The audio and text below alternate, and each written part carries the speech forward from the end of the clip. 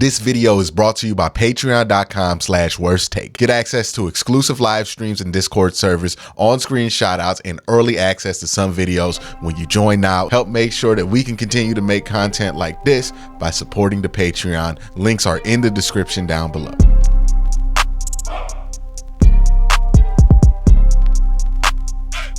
All right, I'm going to talk about Browns that I think are under and overrated today.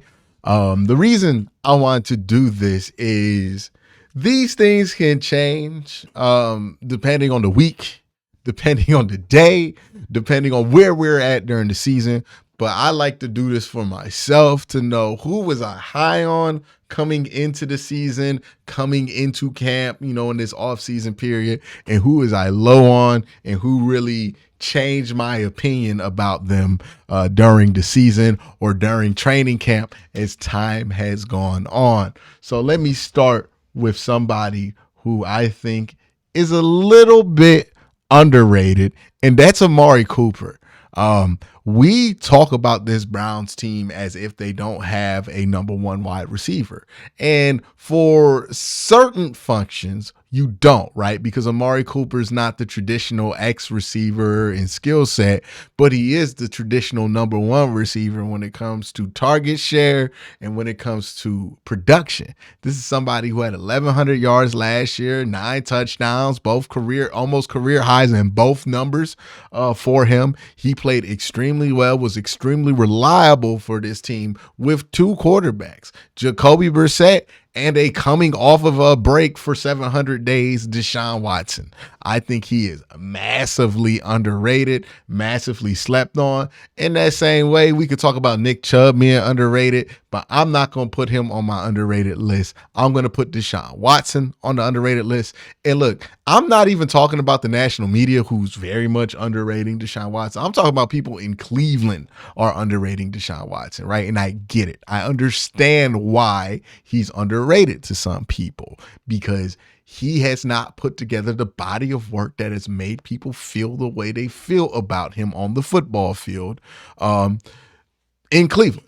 He did that in Houston. We have not seen it, and it's been a while since we've seen it. And the NFL is not only a what have you done for me specifically game, but it's also what have you done for me lately type game. And right now, Deshaun Watson has done neither for Cleveland Browns fans so far. But we talk about Deshaun Watson as if he's not done this in the NFL. And that's why I draw the line, right? When people compare him to Baker Mayfield or some other rookie quarterback that hasn't proven themselves, I draw the line there because it's like Baker has not done what Deshaun has done in the NFL. Rookie quarterbacks have not done what Deshaun has done in the NFL. The ideal that it's more likely than not that he doesn't return to form, I think is a little bit of an off-base assumption based on what we saw last year. And I also contend that, those last 6 games, they weren't the greatest. He did not look like peak Deshaun Watson. But if we watch those games again, I don't think he looked half as bad as people said he did in those games. I think that's one of those things where people talk about it so much without watching it that it just becomes this whole thing that it never was. And then when you go back and watch it, you're like, oh, people made much more of a deal out of this than it really should have been a deal for him. So I'm going to put him on the underrated list. I think he's going to overperform a lot of people's expectations. I think I'm going to even slide Marquise Goodwin on my underrated list. I think he's really going to surprise some people. Let's see who on defense is going to make my underrated list. Greg Newsom II. I think Denzel Ward's going to perform the expectation this year. But Greg Newsom, some of y'all have really lost y'all mind about Greg Newsom. People are talking about Greg much differently than they did after his rookie year because they don't feel like he did a great job in the slot. I don't think he did a great job in the slot either, but I don't think he was bad. And I think when he was in coverage, he did some good things. No, he has not gotten an interception yet. We're using all these technicalities on Greg to say he's not good. But one thing we're not using is the film, right? Be careful about that. When people tell you a player is not good, but they don't show you why they don't think that player is not good and show you a wealth of evidence on why they think that player is not good, be wary of that. because that tells you that a lot of what they're saying is just BS, right? And that's what happens with Greg Newsom. A lot of people's issues with Greg have nothing to do with his ability to play football. And if you look at his tape, you would understand that he's still a good corner. He was just put in a situation where, it wasn't the best for him. And for a team, and there's no fan base that should be more forgiving of players playing out of a position than this one, because we literally blamed that for being the problem for this defense with Joe Woods the last few years. So I would put him on the list of underrated guys. You guys know I'm going to put Ronnie McLeod on that list. I think he's going to be really good for this team. Sione Takitaki's another underrated dude, and I think JOK. I think the whole linebacking room is underrated. The only thing that could be a little bit concerning about them is that all three of these guys are coming back from injury. But if the team feels good about where these guys are at their rehab and that they're going to be ready to go week one and pretty much free of any harm that the injury did to them, then I think that those three are pretty solid. I think Sione Takitaki is very underrated at his linebacker position. He doesn't do a lot, but what he does do, he does very well, and he's not asked to do a lot. So I don't think there's an issue with that. JOK, he had a bad year last year. I think there's a lot of reasons that explain why he didn't have the greatest of years last year, but I think he's fine when he has decent defensive line play, and I think he's going to be great this year in a different defense. And I would say the same thing about Anthony Walker, who's been solid in every defense that he's been in. But we still talk about this linebacker room as if they need a starter or two, and I think they're just fine where they're at. I think those three are perfectly fine starters, and I think Tony Fields gets slept on a little bit too. I think he's somebody who could provide some value in that room. And maybe Jacob Phillips, if he's not asked to be the Mike and he gets to play more of like a Sam or Will position, I think he will be better because he has played better in those positions. So you look at that room, I don't really see the need to add another body because the only problem with Jacob Phillips last year was that he was playing out of position. He's not a Mike linebacker. But if you play him at Sam or Will, I think he's fine. The only problem with Jeremiah Owusu-Koramoah last year was that the defensive tackle play was horrible. You've upgraded that, so you hope that that's not an issue again. I think Tony Fields showed some things that were promising, and then you got Mahmoud Diabate as a preferred, not preferred walk-on, but a preferred undrafted guy. You gave him a 5th round equivalent, so you obviously see something there. And then Jordan Kay is also somebody who people think can maybe play some snaps at middle linebacker. I think that room's fine. I think a lot of people are down on it. I'm actually high on it. Another slept on guy. Let me throw Perion Winfrey in here just to stay on brand, even though I do think he's going to be good. Isaiah Thomas is another guy, and I would say Isaiah McGuire is another guy there too that I like a lot in that room. Now let's go to the guys that I think are a little overrated right now. Now, again, this doesn't mean that I hate the player. This doesn't mean that I think this player stinks. I'm not going all the way there, but we're just having a fun little exercise of, hey, who are some guys that aren't getting a lot of attention and who are guys that are getting a lot of attention without a lot of the accreditation behind them that you would assume that's there because of the amount of love that they're getting. I hate to say it, but the first guy I'm going to put on this list is David Njoku. Now, David Njoku has been good, but we have been sitting here waiting for David to take the leap. Now, he already took a leap in his career, right? He went from a guy who was struggling to find his way in the NFL to a legitimate game-breaking at times tight end. Now we want him to be more consistent and be in the conversation, not with a Travis Kelce. That would be ridiculous to ask of him. But we do want him to be in the Mark Andrews conversation, right?